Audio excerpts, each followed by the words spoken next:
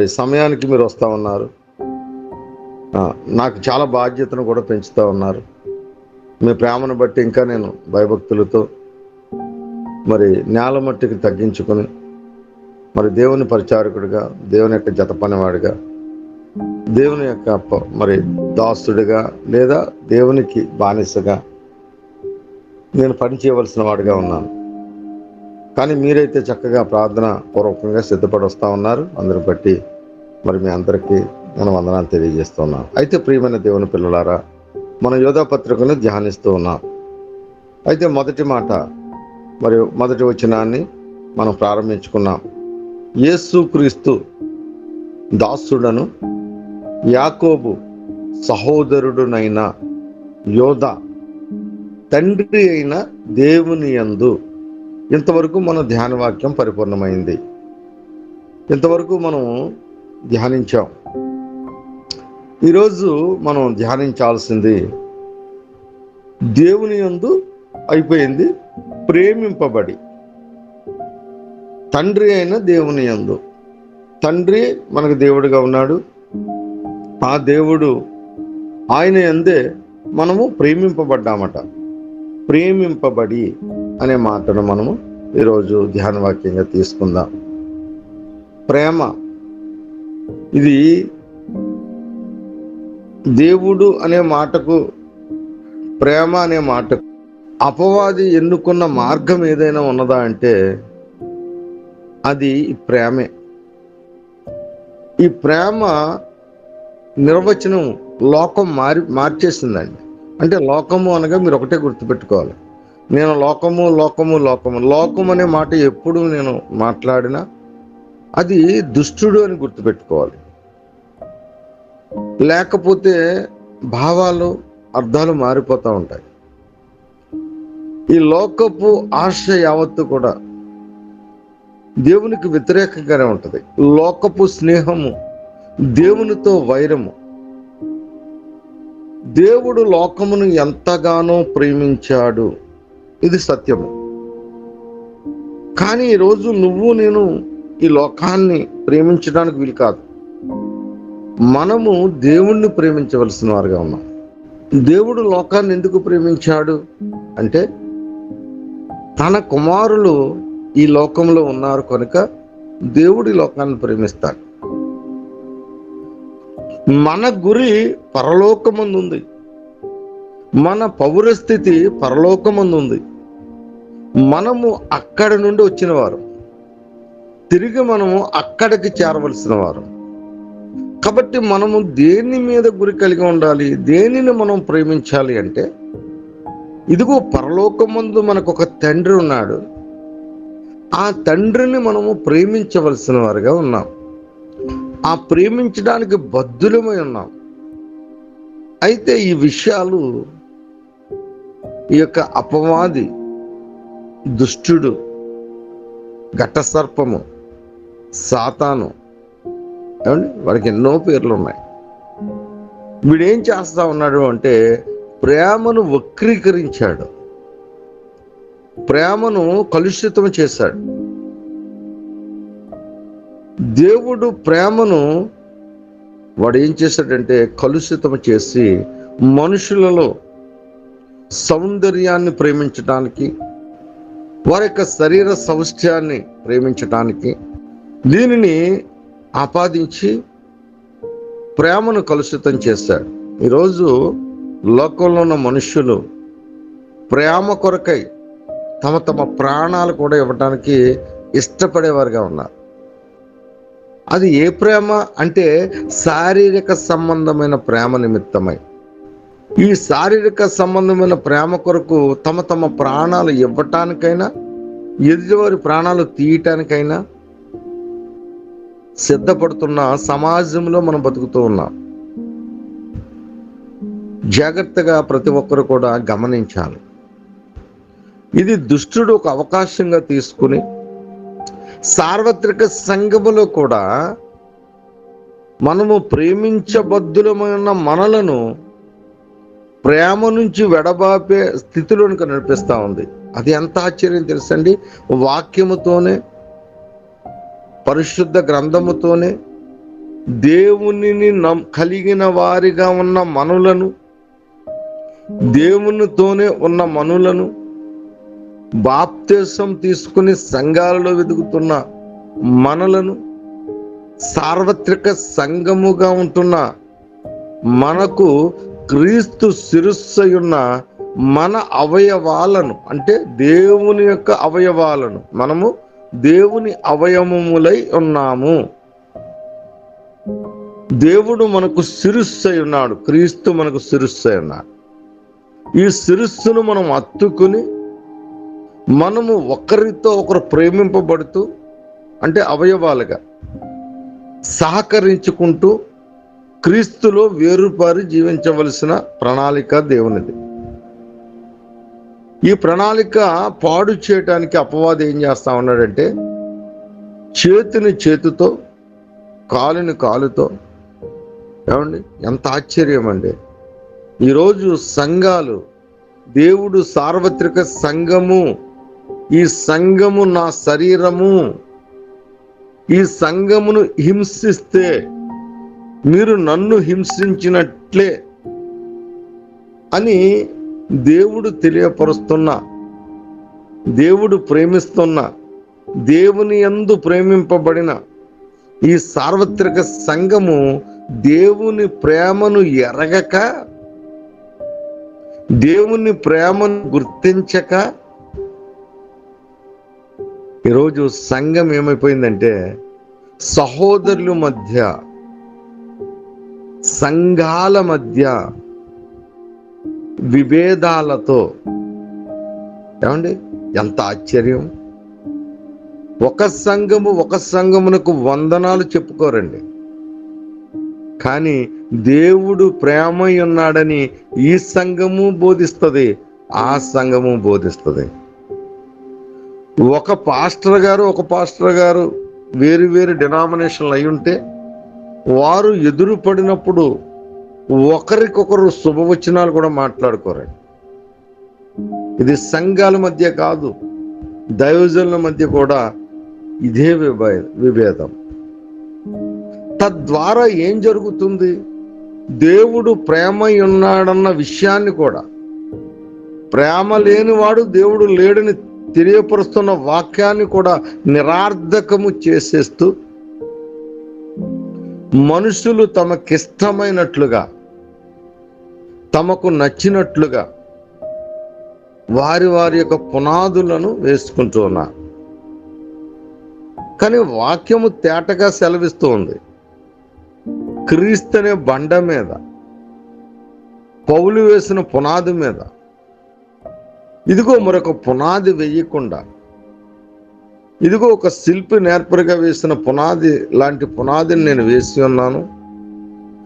ఆ పునాది మీద ఒకడు కొయ్యకాలతో, ఒకడు కీలుగడ్డితో, ఒకడు గడ్డితో, ఒకడు వెలగల రాళ్లతో, ఒకడు బంగారంతో, వివిధ రీతులుగా కట్టబడిన ఈ సంఘములు ఒకరోజు అగ్నికి దాచబడి ఉన్నప్పుడు ఎవరైతే శుద్ధ సువర్ణంగా మార్చబడి నిలవబడతారో వారు మాత్రమే పరలోకానికి వారసులు అని చెప్పబడిన వాక్యాలు కూడా వీరికి అర్థం కాక, దేవుడు ప్రేమ ఉన్నాడన్న విషయాన్ని బోధిస్తూనే ఆ ప్రేమ వారు వ్యక్తపరచలేక సంఘాల మధ్య, సహవాసాల మధ్య ఏమంటే ఎంత కుచితమైన భావములు కలిగి ఉన్నారో ఆలోచన చేయండి. ఈరోజు ప్రియమైన దేవుని పిల్లలారా, సార్వత్రిక సంఘము యావత్తు మనం మార్చలేమా అంటే అది అసాధ్యమేమీ కాదు. జగత్ పునాది వేయబడక మునిపే ఈ దినాన్ని దేవుడు చూసి చేసి ముగించిన దినమండి ఇది. మనము ఈ దినములో, ఈ రోజు, ఈ క్షణంలో ప్రవేశింపబడి ఈ రీతిగా మనం అందరము కలిసి దేవుని యొక్క సత్యాన్ని కనుగొంటున్నాం.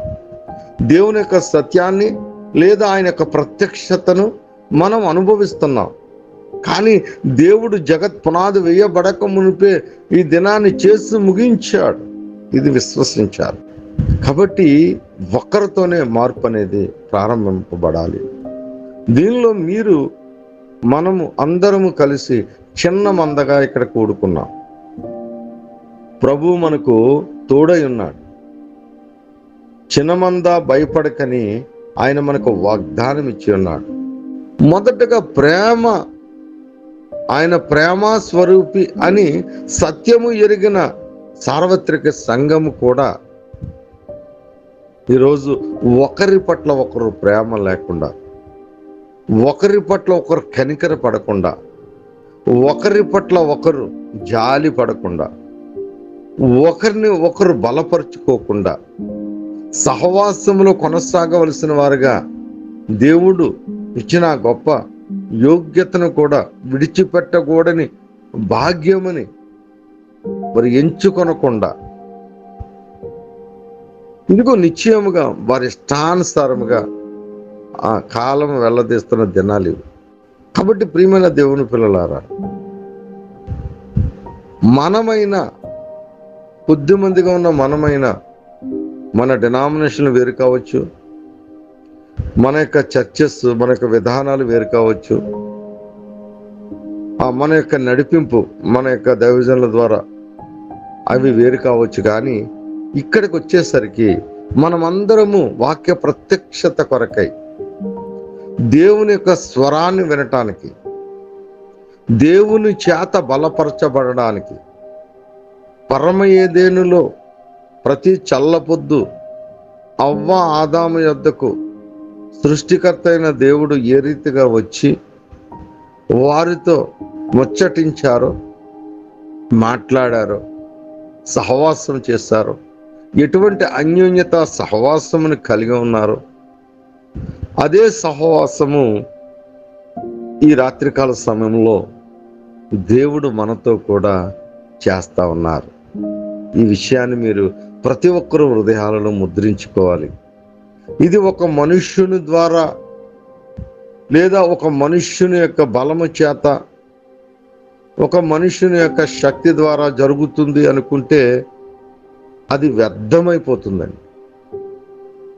ఇక్కడ ఏ మనుష్యుడు కాదు, ఇక్కడ ఘనపరచబడవలసిన నామము, ఇదిగో నిశ్చయముగా మహిమపరచవలసబడిన నామము కేవలము ఆయన వాక్యమైన దేవుడై ఉండాలి.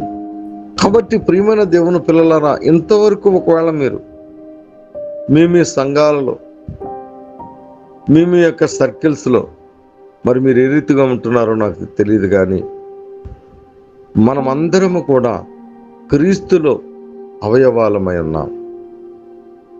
మనమందరము కూడా ఆయన యవ్వన కాలపు శరీరాన్ని, ఏమండి 33.5 సంవత్సరాల వయసులో ఆయన అతి కాంక్షణీయుడు, 10,000 మందిలో అతి సుందరుడు, ఆయన పాలుగారే దేహము, ఆయన సౌందర్యవంతమైన శరీరాన్ని నీ కొరకు నా కొరకు ఆయన ప్రేమతో మనము భుజించి మన సర్వ శరీరానికి ఆరోగ్యాన్ని కలగజేసుకోవడానికి ఆయన శరీరాన్ని మనకు ఉచితముగా అనుగ్రహించారమ్మా.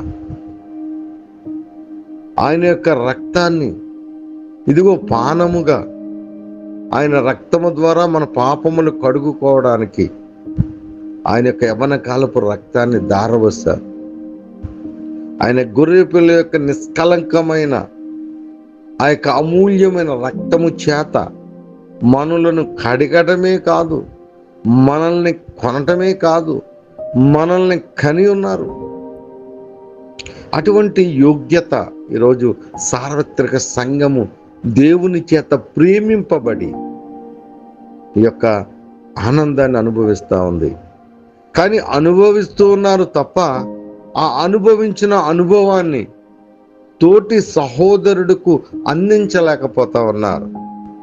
ఇది అపవాది యొక్క తంత్రము. ఇది దేవునికి ఇష్టము లేనిది, నీ తండ్రికి ఇష్టము లేనిది నువ్వు జరిగిస్తా ఉన్నావు. తద్వారా నీ తండ్రి గాయపరచబడతా ఉన్నాడు. నువ్వు మరలా నీ జ్యేష్ఠుడైన యేసుక్రీస్తు ప్రభుని నీ చేతల ద్వారా, నీ కార్యాల ద్వారా, నీ నడక ద్వారా, నీ పడక ద్వారా, నీ మాట ద్వారా, నీ ప్రవర్తన ద్వారా మరలా బాహాటంగా సిలువ వేసేవాడిగా ఉంటూ ఉన్నావు. జాగ్రత్త. ఆయన చేత ప్రేమింపబడిన సార్వత్రిక సంఘమా, ఈరోజు నువ్వు మేల్కొనాలి. దేవుని ఉపదేశము ద్వారా, నీ తండ్రి యొక్క ఉపదేశము ద్వారా నువ్వు మరలా ఆయత్తపరచబడాలి. ఈరోజు నువ్వు ఎవరిని వెంబడిస్తున్నావు అనే దాన్ని ప్రతిదినము తన్ను తాను ఉపేక్షించుకుని నా యొద్దకు వచ్చి తన సిలువనెత్తుకుని నన్ను వెంబడించిన వాడు మాత్రమే నాకు శిష్యుడుగాను నాకు పాత్రుడుగాను ఉంటాడని చెప్పి మన జ్యేష్ఠుడైన యేసుక్రీస్తు ప్రభువారు చెప్పిన మాటను మనం నిర్వర్తిస్తూ మనల్ని మనం ప్రతిదినము ఉపేక్షించుకునే వారిగా ఉండాలి. దేవుని చేత ప్రేమింపబడ్డ సార్వత్రిక సంఘము ఆ ప్రేమను వ్యక్తపరచలేకపోతా ఉంది. దిగువ సహోదరుని ప్రేమించలేకపోతా ఉంది. అన్యులను కాదు, కొన్ని లోకస్తులను కాదు. దేవుడు ఏమంటున్నాడు? లోకములో ఉన్న వారిని రక్షించమని కదా ఆయన నీ కొరకు నా కొరకు ప్రాణం పెట్టారు. సంఘానికి భయం ఎందుకు లేదో తెలుసండి? కొన్ని వచనాలు వాక్యాల ద్వారా మనకు తేటగా ఉన్నాయి. ఇదిగో క్రీస్తునందు ఉన్న వారికి ఏ శిక్ష విధి లేదన్నట్టు, ఇదిగో నా కుమారుణ్ణి అంగీకరించిన వారికి తప్పక నశింపక నిత్య జీవం ఉన్నదన్న మాటలను బట్టి సంఘం ఏమనుకుంటుంది అంటే, ఇదిగో నేను బాప్తిస్మము తీసుకోవడం ద్వారా, నేను ప్రభువుని అంగీకరించడం ద్వారా నా పౌరస్థితి పరలోకములో ఉంది. ఇదిగో నిశ్చయముగా నాకు పరలోకము సిద్ధపరచడానికి నేను వెళుతున్నాను. స్థలము లేకపోయిన ఎడల మీకు నేను సిద్ధపరిచి తిరిగి మిమ్మల్ని తీసుకువెళ్తానన్న వాగ్దానాలు ఉన్నాయి చూస్తారు. వాటిని చూసి సంఘము అత్యానందభరితముగా సంతోషముతో వారు ఏం చేస్తున్నారు కూడా తెలియని స్థితిలో ఉంటా ఉన్నారు. ఈరోజు సంఘము తెలుసుకోవలసిన విషయం ఏమిటి అంటే, నీతిమంతుల విషయంలో దేవుడు ఒక మాట అన్నాడు. 99 గొర్రెలు అంటే 99 మంది నీతిమంతులు, వారి పట్ల ఆయనకు ఆనందం లేదట. ఒక తప్పిపోయిన గొర్రె పట్ల ఆయనకు అత్యానంద భరితుడిగా పరలోకములో పండగ వాతావరణం కలుగుతుందట. ఎప్పుడైనా ఆలోచించావా? నువ్వు సార్వత్రిక సంఘముగా ఉంటూ నీ యొక్క ఏర్పాటు చేసుకున్న చర్చిలో నువ్వు ఆనందిస్తూ ఉంటావు. నా సంఘము, మా పాస్టర్ గారి సంఘము, మా గొడవ, మా గోల అనుకుంటూ నువ్వు ఆనందిస్తూ ఉంటావు. కానీ పరలోకములో ఆనందింపజేయాలి అంటే, పరలోకం యావత్తును ఆనందింపచేయాలి అంటే, నీ పరమ తండ్రిని ఆనందింపచేయాలంటే దేవుడు నీకు ఉద్దేశించి చెప్పాడు. ఆయన ఆల్రెడీ నీకు పని అప్పగించాడు. ఒక పాపిని నువ్వు రక్షించగలగాలి. నీ తండ్రి యొక్క గుణగణాలు నీ నుంచి ప్రజలింపబడాలి. క్రీస్తు సువాసన పరిమళ తైలము నీ నుంచి లోకమునకు బయలు వెళ్ళాలి. నిన్ను ఏర్పాటు చేసుకున్నదందుకు, సంఘాన్ని ప్రేమించి తన రక్తాన్ని, తన ప్రాణాన్ని, తన జీవాన్ని ఇచ్చింది అందుకు. ప్రేమను ఏం చేశారు అంటే, అపవాది సంఘాన్ని డైల్యూట్ చేసింది, లోకాన్ని డైల్యూట్ చేసింది. లోకంలో వరకు ప్రేమ అంటే సౌందర్యాన్ని ప్రేమించడం అనుకుంటున్నారు. ప్రేమ అంటే శరీరాన్ని ప్రేమించడం అనుకుంటున్నారు. ప్రేమ అంటే ఆ క్షణికాలం ఉన్న ఆ యొక్క శరీరేచ్ఛ ఉంది చూసారు, ఆ శరీరేచ్ఛకై దాన్ని అనుభవించడానికి ప్రేమ అనుకుంటున్నారు. అది కాదు ప్రేమ. ప్రేమ అనేది అన్కండిషనల్. నిన్ను దేవుడు అలా ప్రేమించాడు. దేవుడు తన గుణగణాలను, తనకు ఉద్దేశాలను, తనకు ఆలోచనలను ఈ 66 గ్రంథాలు కలిగిన ఈ జీవ గ్రంథములో లిఖితము చేసి తన హృదయాన్ని మన ముందుంచారు. తన హృదయ తలంపులను మన ముందుంచారు. ఆయన ఉద్దేశాలను మన ముందుంచారు. కానీ ఈరోజు సార్వత్రిక సంఘము దేవుని ఆలోచనల చొప్పున కాక, దేవుని ఉద్దేశాల చొప్పున కాక, దేవుని యొక్క గుణగణాలను ఈ లోకానికి అందించవలసిన వారిగా ఉన్న ఈ సంఘము ఏమండి ఎంత దారుణంగా చేతికి చెయ్య, కాలుకు కాలు, వేలుకు వేలు వేరుపడిపోయి క్రీస్తు శరీరాన్ని ఎంతగా ఛిద్రము చేస్తుందో ఒక్కసారి మనం ఈ రాత్రికాల సమయంలో ప్రత్యక్షతను అనుభవించాలి. అనుభవిస్తే హృదయం ద్రవించిపోతుంది, గుండెలు బాదుకుంటామండి, అంగలారుస్తాం. మీకు ఒక ఎగ్జాంపుల్ చెప్తాను, అర్థం చేసుకోండి. మన సౌర కుటుంబంలో మరి మన చిన్నప్పుడు చదువుకున్న 9 గ్రహాలు అన్నారు, తర్వాత 8 అన్నారు, తర్వాత 7 అన్నారు. ఏదో వాళ్ళు ఇష్టానుసారంగా మాట్లాడుతున్నారు, అదే మనం చదువుకుంటున్నాం, మన పిల్లలు చదువుకుంటున్నారు. ఇప్పుడు మన పిల్లలు మన దగ్గరకు వచ్చి ఎన్ని గ్రహాలు అంటే నేను ఇంకా అప్పుడు ఆనాడు చదువుకున్నాను కాబట్టి 9 గ్రహాలు అంట, కానీ ఈరోజు 7 గ్రహాలు అంటున్నాను. ఇక ముందు ముందు ఇంకెన్ని అంటారో మనకు తెలియదు అనుకోండి. అయితే ఆ గ్రహాలు కూడా మనకు వద్దు. కానీ ఇక్కడ మనకు ఒక సూర్యుడు మనకు కనబడుతూ ఉన్నాడు. ఈ సూర్యుడు మనకు తండ్రి అయిన దేవుని స్థానంలో మనం ఉంచుకుందాం. ప్రస్తుతానికి మీకు అర్థం అవటానికి తండ్రి అయిన దేవుని యొక్క ప్రకాశవంతమైన వెలుగు ఈ చంద్రుడు స్వీకరిస్తాడు. అయితే ఇక్కడ సూర్యుడిని తండ్రి యొక్క స్థానంలో మనం పెట్టుకుని ఈయన దేవుడని కాసేపు అనుకుంటే, ఈయన ప్రభావము చంద్రుడు ఏం చేస్తున్నాడంటే స్వీకరిస్తున్నాడు. ఈ స్వీకరించిన వెలుగును భూమి మీదకి ప్రసరింప చేస్తా ఉన్నాడు. ఇక్కడ మనము సూర్యుడును దేవునిగా మనం అనుకున్నాం కాబట్టి ఈ యొక్క చంద్రుడును కాసేపు మనం సార్వత్రిక సంగముగా అనుకుందాం.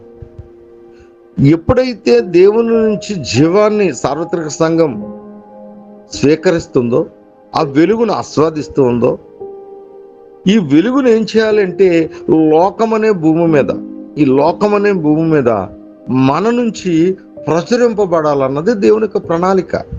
సృష్టిని చూసి దేవుని యొక్క గుణగణాలు నేర్చుకోమని ఎందుకు చెప్తున్నారండి?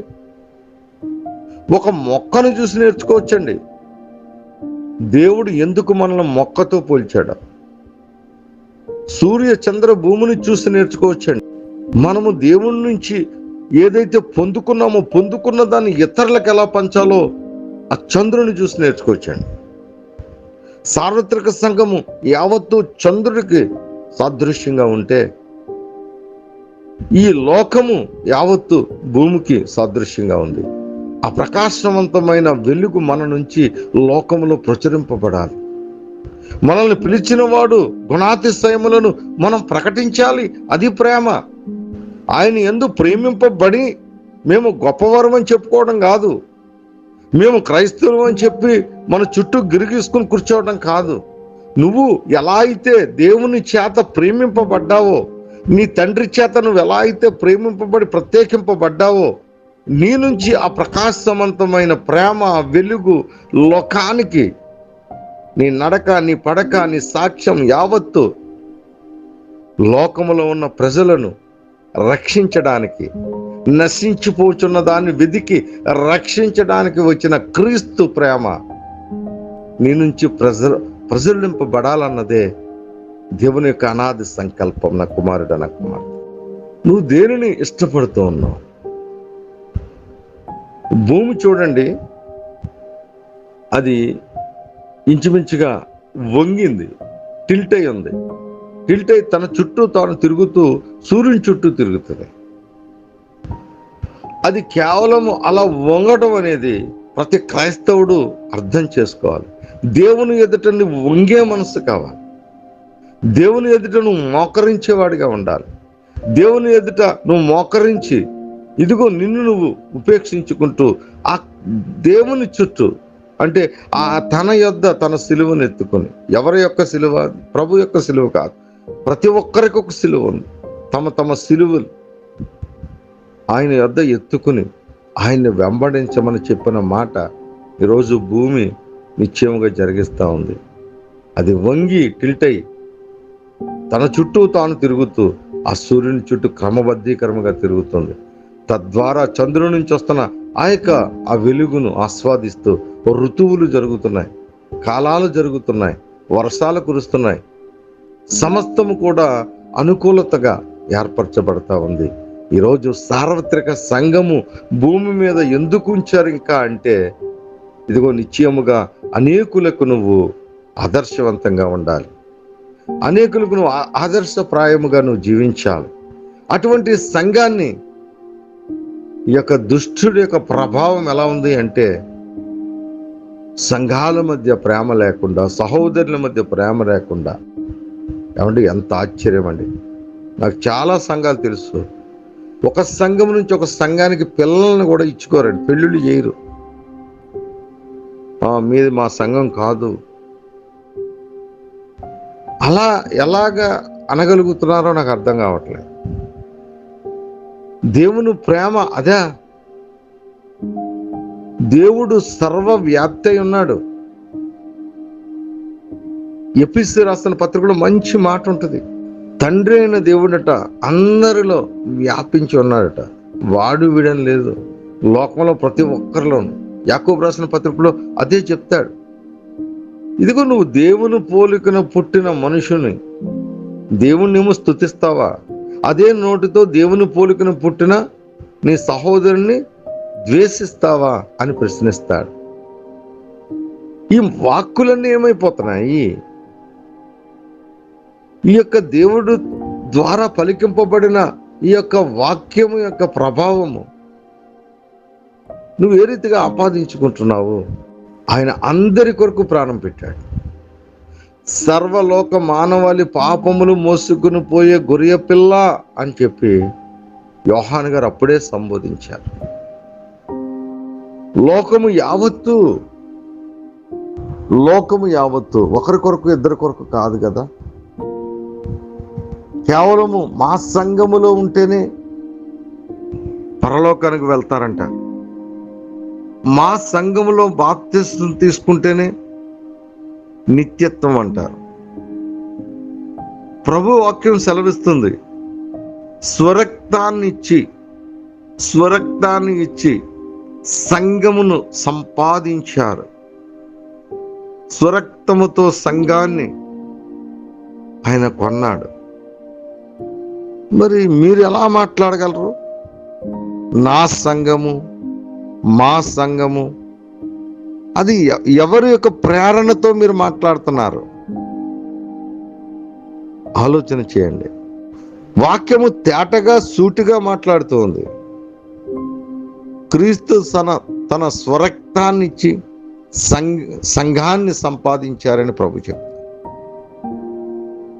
సౌలును దమస్కో మార్గంలో దర్శించినప్పుడు, ప్రభువా నీవెవడవి అని ప్రశ్నించినప్పుడు, సౌలా నువ్వు హింసించుచున్న క్రీస్తుని అన్నాడు ఆయన. ఇదేం ఆశ్చర్యం! ఎప్పుడు ఎవరు ఈ మాటను ధ్యానించలేదా? తను ఆశ్చర్యంగా అడుగుతున్నాడు, ప్రభువా నేను ఎప్పుడు నిన్ను హింసించాను? నిన్ను నేను ఎప్పుడు బాధ పెట్టాను? అసలు నువ్వెవడో కూడా నాకు తెలియదు కదా అన్నట్లుగా ఆయన మాట్లాడుతూ ఉన్నాడు. ఆయనకు సంఘాన్ని హింసించటము, సంఘ బిడ్డలను మరి చంపడము సౌలుకు ప్రాణాధారమై ఉన్నదట. సంఘాన్ని హింసిస్తున్నాడు ఈయన, సంఘములో ఉన్న బిడ్డలను చంపుతూ ఉన్నాడు. కానీ ప్రభు అంటున్నాడు, నా కుమారుడా నీవు నన్ను హింసించుచున్నావు. సంఘాన్ని హింసిస్తే ప్రభుని హింసించినట్లట. ఈరోజు జాగ్రత్తగా ఆలోచన చేయండి. విశ్వాసులుగా మనం కూడా ఇది మా సంఘము, ఇది మా సంఘము, మా సంఘములో ఉంటేనే పరలోకము, మా సంఘం అనే మాటలు కూడా మనం మాట్లాడుతూ ఉంటాం. ఆలోచన చేయండి. మీ దైవజనులకి ఆశీర్వాదకరంగానే ఉండండి. మీ దైవజనుల చేతి కిందే ఉండండి సుమా. మీ దైవజనులు ప్రోత్సహించండి. మీ దైవజనుల దగ్గరే ఎదగండి. అది మాత్రం మానొద్దు. సత్యాన్ని నేర్చుకోండి. సత్యమందు ప్రతిష్ఠింప చేయబడ్డ మీరు పరిశుద్ధాత్మ అభిషేకంతో 'సర్వ సత్యములోనికి నడిపింపబడాలన్నదే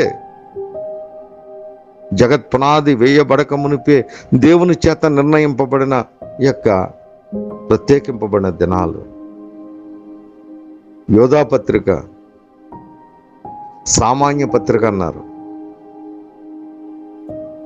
యోధా పత్రిక ఏ సంఘాల్లోనూ బోధించరు. యోధా పత్రిక 66 గ్రంథాల్లో 65వ గ్రంథముగా ప్రకటన గ్రంథానికి ముందే ఎందుకుందో తెలుసా?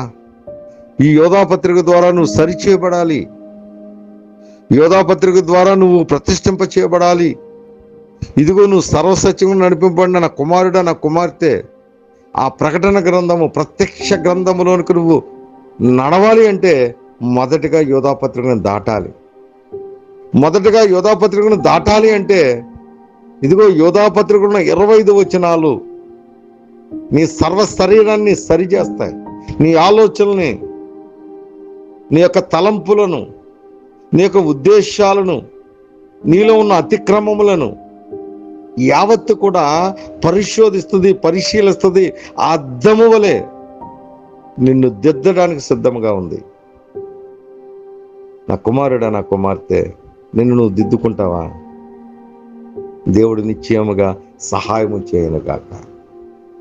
ఎవరైతే ఈ రాత్రికాల సమయంలో ఒక తీర్మానంతో,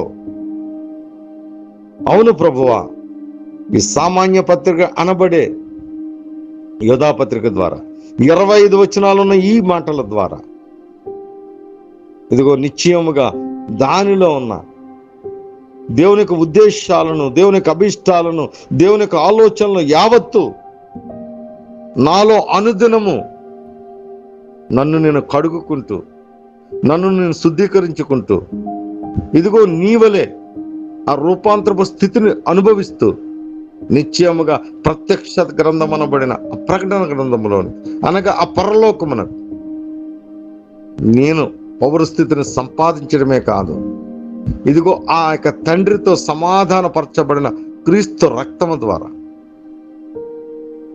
మనం ఇంకా శత్రువులుగా ఉన్నప్పుడే దేవుని చేత ప్రేమింపబడ్డ మనము తన కుమారుడి యొక్క రక్తము ద్వారా సంధి చేయబడ్డాం. ఇది వాక్యము. నా ప్రియ కుమారుడా, నా ప్రియ కుమార్తె, నీ ఆలోచన, నీ ఉద్దేశం, నీ ప్రణాళిక తండ్రి అయిన దేవుని యందు ప్రేమింపబడ్డ మనము, తండ్రి మనకు దేవుడట. ఎంత భాగ్యం అండి! ఎన్నిసార్లు నేను ఆనందిస్తాను. నా తండ్రి నాకు దేవుడిగా ఉన్నాడు, ఇక నాకు భయం ఏంటండి? నా తండ్రి నా సంరక్షకుడు, నా పోషకుడు, నా సృష్టికర్త, నా తండ్రి. ఆయన యందు ప్రేమింపబడ్డ మనము లోకమునకు ప్రేమను పంచాలి. ఆ ప్రేమను పంచాలి. నిశ్చయముగా మనం ప్రేమను పంచేవారిగా ఉన్నామా? ప్రేమను తెంచేవారిగా ఉన్నామా? ఈ రాత్రికాల సమయంలో నిర్ణయం నీదే.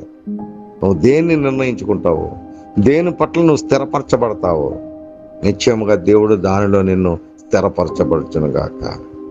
ప్రార్థన చేసుకుందాం. మహోన్నతుడా, మహాకృప కలిగిన తండ్రి, దయగలిగిన రాజా, అవును నా దేవా, నీ యందు మేము ప్రేమింపబడ్డ మనుషులుగా, సంఘముగా, సార్వత్రిక సంఘముగా ఏర్పాటు చేయబడ్డ మమ్మును మరొక మారు ప్రేమింపబడ్డాం అన్న మాట ద్వారా, ప్రేమించబడ్డ మాట ద్వారా మీరు మమ్మల్ని దర్శించారు. ఎందరైతే బిడ్డలు వచ్చి ఉన్నారో వారందరూ జగత్ పునాది వేయబడక మునిపే మీ యొక్క ప్రణాళికలో ఉన్న బిడ్డలుగా పిలవబడిన వారు అనేకులు, కానీ ఏర్పాటు చేయబడ్డ వారు కొద్దిమంది. ఆ కొద్ది మందిలో ఈ బిడ్డలు ప్రభువా మీరు ఏర్పరచుకున్నందుకు మీకు అనలేని కృతజ్ఞతాస్తుతులు చెల్లిస్తున్నాను. నా తండ్రి, నాయన నీ యొక్క వ్యవసాయములో పనివానిగా నన్ను ఏర్పరచుకుని నీ బిడ్డలకు కావలసిన ఆ వాక్యమును ప్రభువా, ఆ బిడ్డలకు కావలసిన ఎరువును ప్రభువా, ఆ బిడ్డలకు కావలసిన నాయన వర్తమానాన్ని, ఆ ఉపదేశాన్ని, నాయన నీ అగ్ని వంటి మాటలు మా నోట నుంచి బిడ్డల యొక్క హృదయంతంద్రియాలలో మీరు ముద్రించి నాయన భద్రపరిచినందుకు మీకు వందనాలు. అవును నా తండ్రి, నాయన ఎత్తుకెళ్ళేవాడు ఒకడు ఉన్నాడు. వాడు దొంగ. వాడు నిశ్చయముగా దోచుకోవడానికి, హత్య చేయడానికి, నాశనము చేయడానికే వస్తాడు ప్రభు. వాడి నుంచి ప్రభువా మమ్మల్ని అందరినీ మీరు ప్రభువా సమకూర్చి మా హృదయాలలో నీ వాక్యమును భద్రపరిచి మా కడుపు నుంచి జీవజల ధారలు ఉద్భవింపబడును గాక అన్నట్లుగా ఆయన బిడ్డలందరినీ బలపరిచి స్థిరపరిచినందుకే మీకు అనలేని కృతజ్ఞతాస్తుతులు చెల్లిస్తూ ఆయన ఎంతవరకు ప్రభువా మరి జరపబడిన ఈ యొక్క ధ్యాన వాక్యం నుంచి ఆయన ఘనతయు మహిమయు ప్రభావాలవత మీరే పొందుకుని తద్వారా కేవలము దైవాశీర్వాదాన్ని మరి బిడ్డలందరి మీదను ఆయన నీ చేతిలో పనివాడిగా మరి నిశ్చయముగా నా మీదను మరి కుమ్మరింప చేసి మీరే మా యందుండి మా ముందు నడిపించి ఆదరించి దీవిస్తారని మా యేసు పరిశుద్ధ నామములో ప్రార్థన విజ్ఞాపన అడిగి వేడుకొని పొందుకుని ఉన్నాం మా పరమ తండ్రి. ఆమేన్.